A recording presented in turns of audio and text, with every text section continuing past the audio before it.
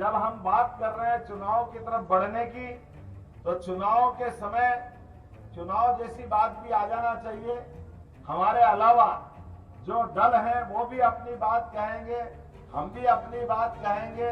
और लोकतंत्र में दुनिया का सबसे बड़ा लोकतंत्र ये भारत, और सबसे युवा देश दुनिया में कोई है तो वो भी भारत है।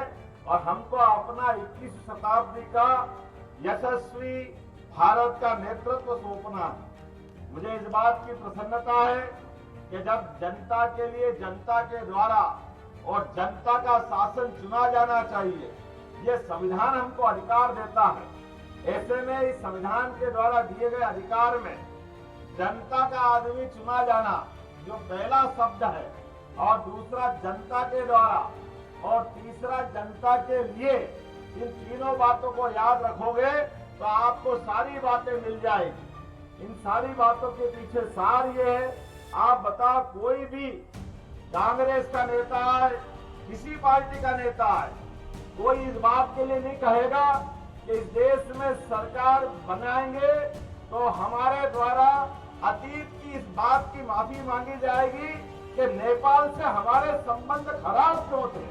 नेपाल को लेकर के भारत के संबंध हजारों साल से बहुत अच्छे थे, और अकेले नेपाल नहीं, सारी बॉर्डर चारों तरफ की, हमारे देश की चारों तरफ की सीमाएं अगर असुरक्षित थी तो इसका सबसे बड़ा कारण क्या है? कांग्रेस तो मुंह उठा करके बात करने की स्थिति में भी नहीं है, क्योंकि कांग्रेस ने जो गलती की अतीत में, अभी कांग्रेस के जो साहिबजादे हैं उनकी 5वीं पीढ़ी के पहले परनाना नेहरू जी ने गलती की।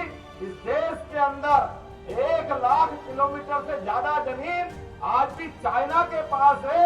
ये पाप अगर किसी के माथे है तो ये कांग्रेस के सिर पे लगा हुआ पाप है, जिसके कारण से लंबे समय तक ये कलंक हमारे माथे पे रहा।